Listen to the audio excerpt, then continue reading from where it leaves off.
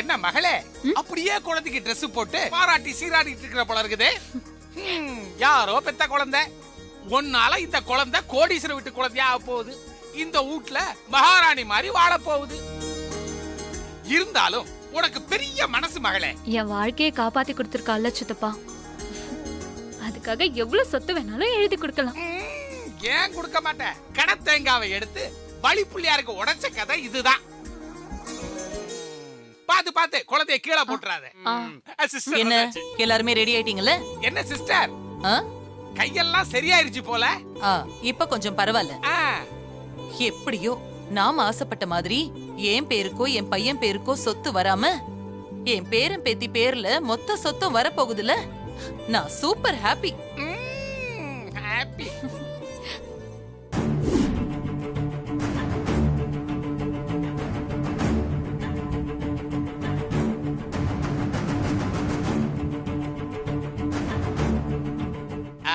Excuse me sister, family doctor கரெக்ட்டா வந்துருவாங்கல்ல?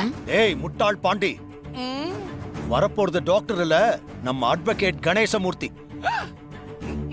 நான் doctor நினைச்சு மேக்கப் எல்லாம் போட்டு வந்தேன் மாம்ஸ். என் ஆசையில இப்படி மண்ணள்ளி போட்டீங்களே மாம்ஸ். பாண்டி இது மறைக்க ஆரம்பிச்சிருச்சு. அட்வொகேட் வராருன்னு எல்லாம் வந்துருச்சுங்க. சொத்துக்கு அலையுதுங்க பாரு. அப்பா என்னாச்சுப்பா? அட்வொகேட் இன்னும் வரலையா? இப்ப நான் கணேச வர சொல்லிருக்கேன், அவர் வந்துருவாரு. கொஞ்ச நேரம் பொறுமையாரு. சரிப்பா. ஏன்டா பறக்காவட்டி மாதிரி பறக்கற? கொஞ்சம் பொறுமையாயிரா. Excuse me sir. வாங்க கணேஷ். வந்துட்டார் மாம்ஸ். ஸ்ரீஜா கொஞ்சம் வழி விடு, உட்காருங்க. பிரச்சனை இல்லாம பாம்பள இருக்குது. நான் உங்ககிட்ட போன்ல சொன்னதுதான், சொத்தையெல்லாம் மாரி சூர்யா குழந்தை பேர்ல எழுதலாம் தான் முதல்ல முடிவு பண்ணிருந்தோம். ஆனா இப்போ முடிவு கொஞ்சம் மாறி இருக்கு.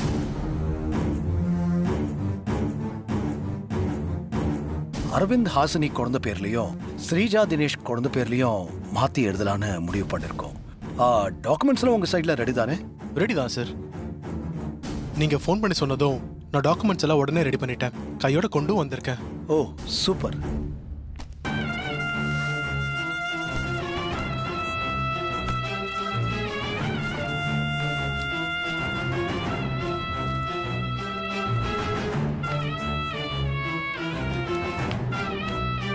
அரவிந்த் குழந்தையோட சொத்து டாக்குமெண்ட்ஸ் இது. ஓகே. குழந்தையோட அப்பா இதுல சைன் பண்ணணும். அத அப்படியே அரவிந்த் கிட்ட கொடுங்க. ஷூர். அரவிந்த் அதை வாங்கி படிச்சு பாத்துரு.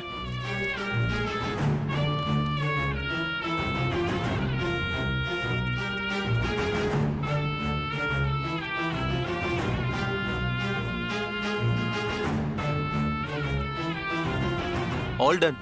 பெர்ஃபெக்ட்டா இருக்குப்பா. ஓகே. பென் கொடுங்க. இந்தாங்க.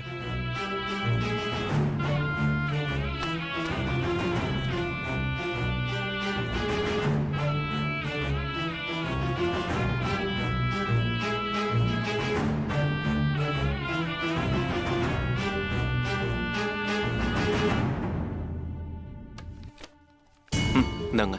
ஓகே.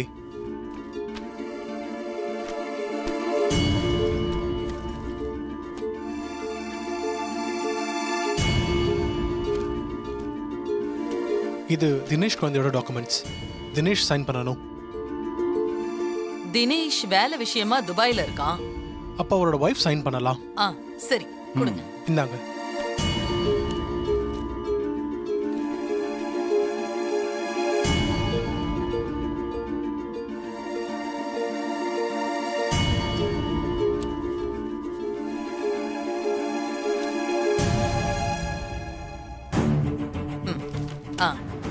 சரியா இருக்கு.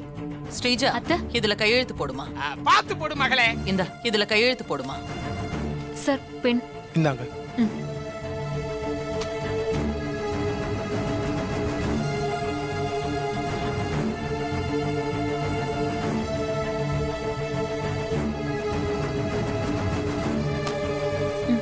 இந்தாங்க சார். Thank you.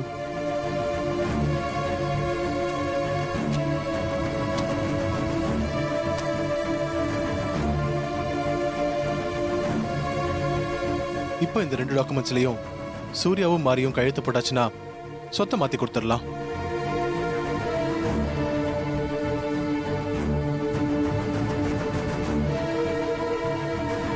சரிங்க சார், கொடுங்க. இந்தாங்க. பென். யா.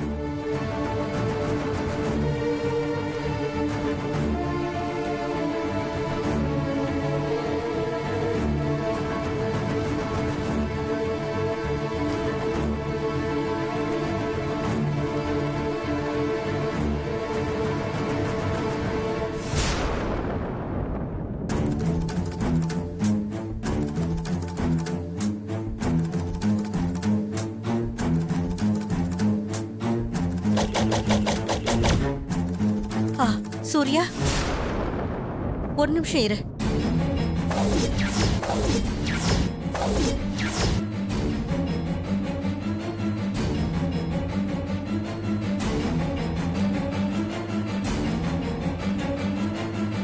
மாரி, நான் மாலை வாங்கிட்டு வந்திருக்கேன். அத தேவியண்ணி போட்டோவுக்கு போட்டுட்டு விளக்கு ஏத்தி வச்சுட்டு வேண்டிக்கிட்டு அதுக்கப்புறமா கையெழுத்து போடலாமே. சரிங்கம்மா.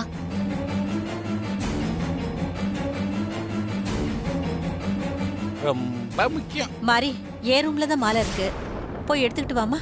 மாறி போய் எடுத்துட்டு வா.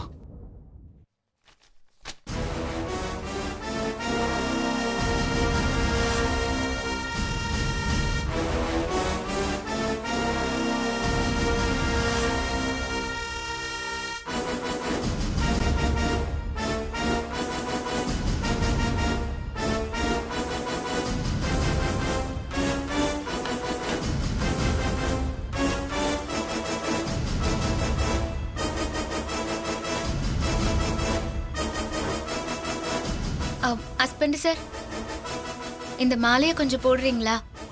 சரி மாறி. வா சூர்யா.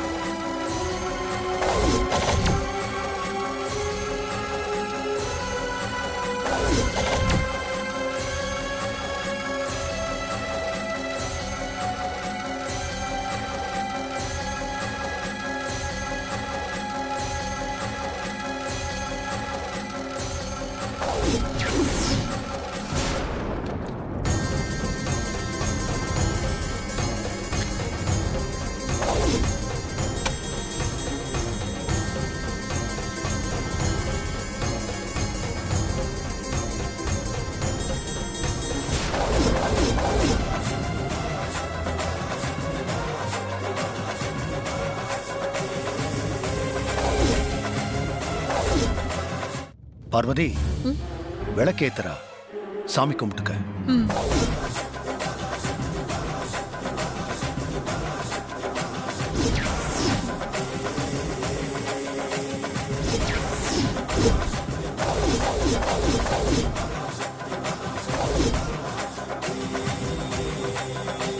கும்புறமா நெருங்கி சிஸ்டர்.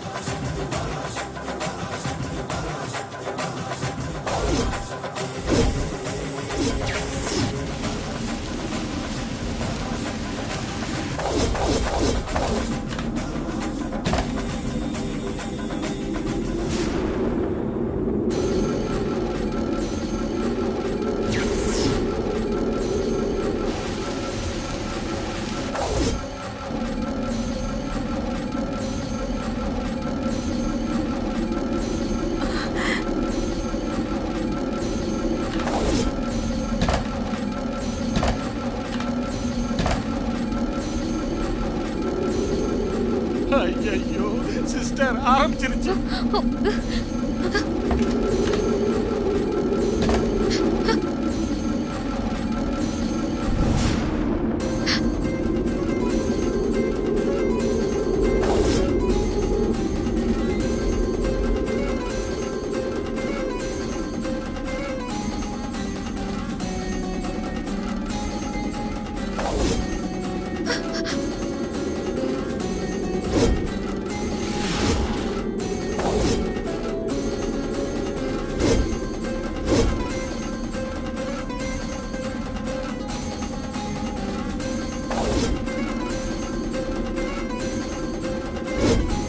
என்னாச்சுன்னு காத்து இப்படி அடிக்குது? தேவிக்கு விளக்கேத்தும் போது மாலை கீழே விழுந்துருச்சு. காத்துல விளக்கம் அணைஞ்சிருச்சு.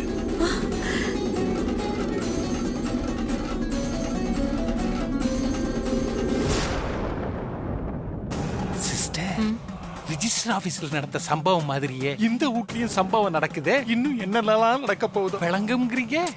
வாயை முடிக்கிட்டு சும்மா இரு. எதா இருந்தாலும் வாய மூட சொல்லுங்க. தேவி அம்மா, இது என்ன சோதனை? மரி, நீ இன்னொரு தடவை விளக்கேத்துமா. சரிங்க மாமா. ஹஸ்பண்ட் சார், மாட்டி விடுங்க.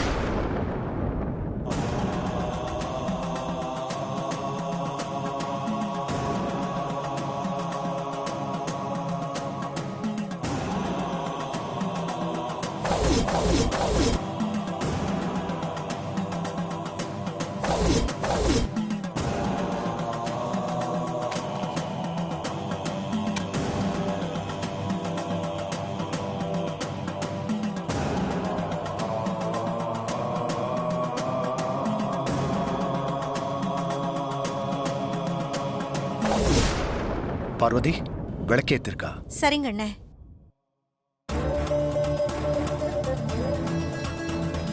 தேவி அம்மா, நீங்க என்ன சொல்ல வரீங்கன்னு என்னால கண்டுபிடிக்க முடியல.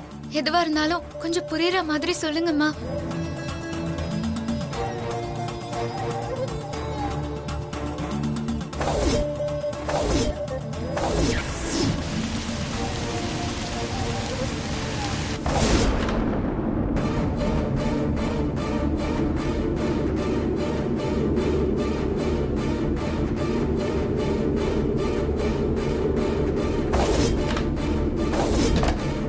ஐயோ, அம்மா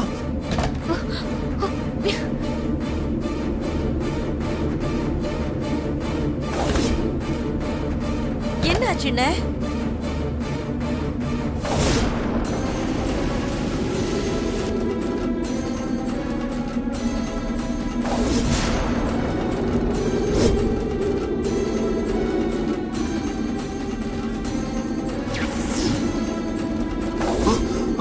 அம்மா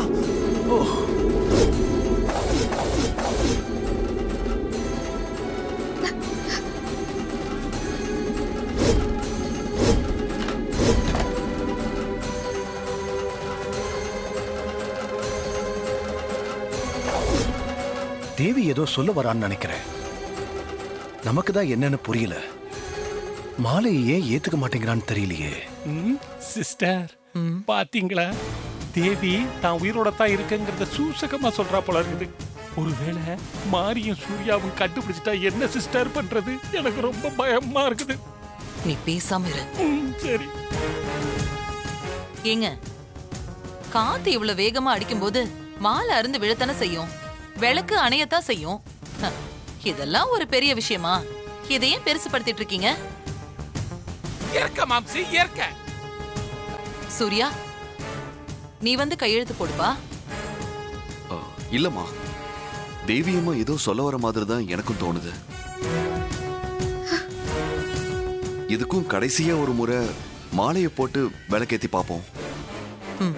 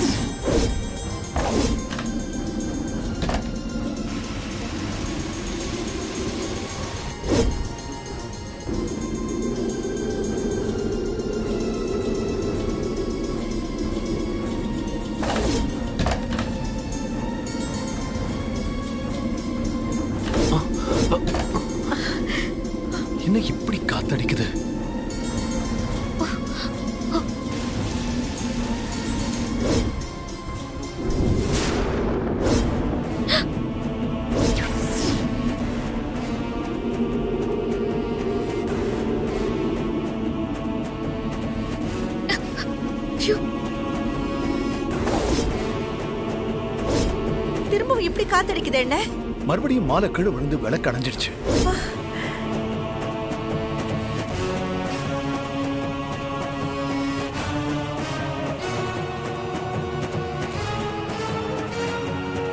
மூணு தடவையும் ஒரே மாதிரி நடக்குது. கண்டிப்பா தேவி ஏதோ சொல்ல வரா. அப்படியெல்லாம் எதுவும் இருக்காதுங்க. தேவையில்லாம மனசை போட்டு குழப்பிக்க தேவையில்ல. சூர்யா, நீ வந்து கையெழுத்து போடு. வா. இல்லம்மா, இது அப்படி எடுத்துக்க முடியாத. ஒரு முறைனா ஓகே, 3 முறையும் காத்தடிக்குது, மாலை விழுது, விளக்கும் அணையுதுன்னா அம்மா ஏதோ சொல்ல வராங்கன்னு தான் அர்த்தம்.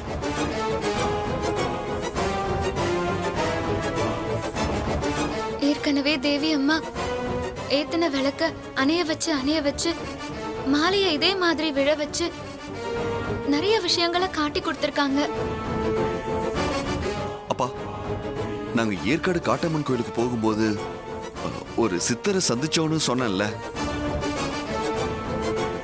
அவருக்கு ஏதோ தெரிஞ்சிருக்குப்பா. அம்மாவும் இப்ப அப்படிதான் பண்றாங்க. அப்ப இதுல ஏதோ இருக்கு. நான் போய் அவரை கூட்டு வரேன். அவர் வந்தா நமக்கு ஏதாவது தெரியும். சரி சூர்யா, நான் வரேன்.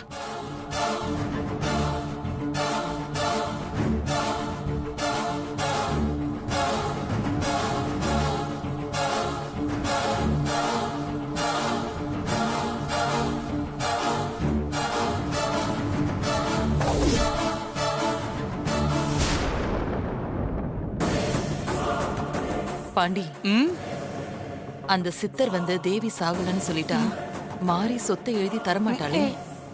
அந்த குழந்தை உயிரோட இருக்குங்கிற உண்மை மட்டும் இவளுக்கு தெரியவே கூடாது. இப்ப நம்மளால என்ன சிஸ்டர் பண்ண முடியும்? அந்த படுபாவி சித்தர் சொல்றதுல தான் இருக்குது.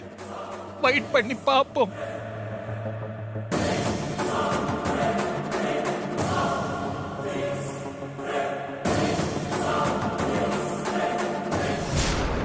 சாமி வாங்க. வந்துட்டான் போல இருக்குது.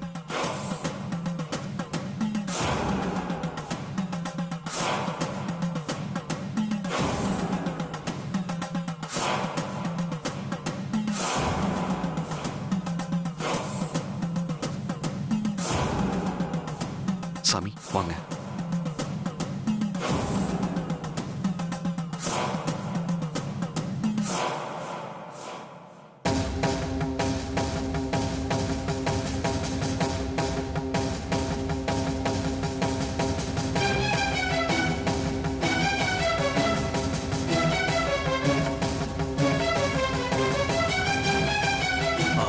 வாங்க சித்தர்ஜி, வாங்க. ஐயா, வாங்க ஐயா. வணக்கம் சாமி. வாங்க சித்தர்ஜி. வாங்க. வாங்க சாமி. வணக்கம்.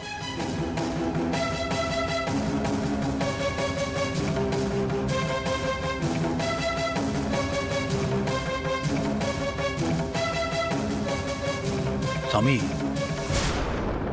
சாமுண்டேஸ்வரி அக்கா சொத்தை மாரிக்கு பிறக்க போற குழந்தை பேருக்கு தான் எழுதி வைக்க சொன்னாங்க. மாரிக்கு குழந்தை பிறந்து தவறிடுச்சு. அதனால மத்த 2 குழந்தை பேருக்கும் எழுதி வைக்கலான்னு நினைச்சோம். அப்போ தேவி போட்டோவுக்கு மாலை போட்டா மாலை நிக்க மாட்டேங்குது, அறுந்து கீழே விடுது.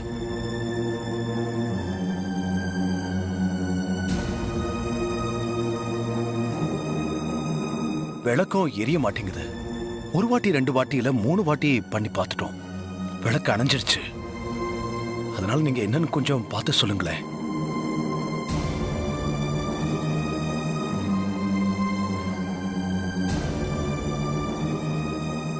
உன் வலது கையை நீட்டு மாறி